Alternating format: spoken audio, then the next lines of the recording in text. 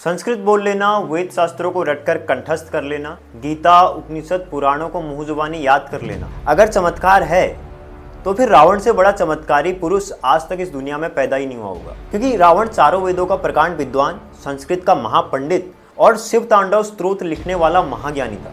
लेकिन फिर भी रावण को उसके कृत्यों के लिए राक्षस की संज्ञा दी गई, क्योंकि रावण का सबसे बड़ा शत्रु था अहंकार, और वो अहंकार था उसको अपनी बल और विद्वता का। अब ये फिलोसॉफी है जगत गुरु रामभद्राचार्य जी की। उनके अनुसार चमत्कार सिर्फ वही है जो अच्छी संस्कृत बोल लेता हो, जिसको शास्त्रों का ज्ञान हो और जिसने वेदों और उपनिषदों का अध्ययन किया हो। हाल ही में रामभद्राचार्य जी के एक वीडियो काफी वायरल हो रहा है, जिसमें उन्होंने संत प्रेमानंद जी महाराज के बारे में कुछ बातें कही थी, जिसके बाद पूरे देश में बवाल मच गया। उन्होंने कहा कि प्रेमानंद जी महाराज मेरे सामने एक शब्द भी संस्कृत बोलकर दिखा दें या फिर मेरे द्वारा बोले गए संस्कृत के श्लोकों का अर्थ समझा दें। ना मैं उनको विद्वान मानता हूँ, ना ही साधक मानता हूँ और ना ही कोई चमत्कारी। इसमें रामभद्राचार्य जी कहते हैं कि चमत्कार सिर्फ वही है जो शास्त्र जानता हो, बाकी सारी साधारण बातें, इसमें कोई भी चमत्कार वाली बात नहीं है। जब से उन्होंने बात कही तब से पूरे देश से प्रतिक्रिया आनी शुरू हो गई। अब इसमें लोगों के बड़े अलग अलग रिएक्शन है।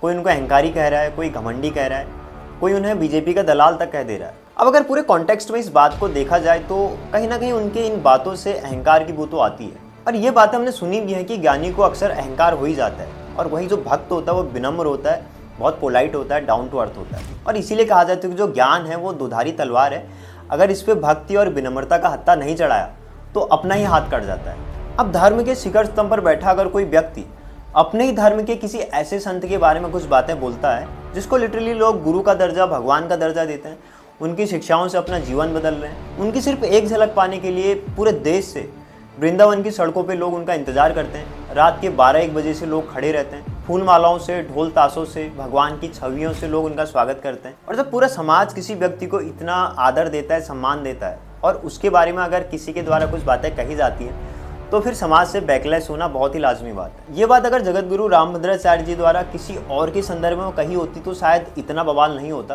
लेकिन बात एक ऐसे संत के बारे में कही गई जिनकी करोड़ों में फैन फॉलोइंग है, चाहे वो भारत में हो या फिर अक्रॉस द इंडिया। बड़े बड़े सेलिब्रिटी जिनके आश्रम में आके आशीर्वाद लेते हैं, तो इस टाइप का रिएक्शन आना बहुत ही कॉमन सी बात है। अब आप प्रेमानंद जी महाराज का आप जीवन देखिए। 13 वर्ष की आयु में उन्होंने घर छोड़ दिया था। उसके बाद काशी के घाटों पर एक असंग अकिंचन जीवन, आकाश वृत्ति से जीवन निर्वाह और साधना का एक लंबा कालखंड, और उसके बाद अखंड वृंदावनवास। आज भी जहाँ पे महाराज जी का प्रवचन होता है राधा केली कुंज में, वहाँ पे आज भी ना कोई दान पेटी, ना रुपया पैसा, ना मेंबरशिप फीस, ना जान पहचान, सबके साथ समान व्यवहार किया जाता है, चाहे वो देश का कोई सामान्य नागरिक हो या फिर बड़े से बड़ा पर्सनैलिटी। विराट कोहली जैसे सेलिब्रिटी भी जब उनसे मिलने आता है, जब उनका आशीर्वाद लेने आता है तो ज़मीन पर ही बैठता है। और वैसे अगर कोई नॉर्मल आदमी वहाँ पे उनके प्रवचनों को सुनने जाता है तो वो भी उसी ज़मीन पर बैठता है। किसी के लिए कोई खास आयोजन नहीं, कोई खास व्यवस्था नहीं। प्रेमानंद जी महाराज ने कभी आज तक किसी की राजनीति पर बात की, ना किसी के धर्म पर टीका टिप्पणी की, किसी को ऊंच नीच के चश्मे से नहीं देखा।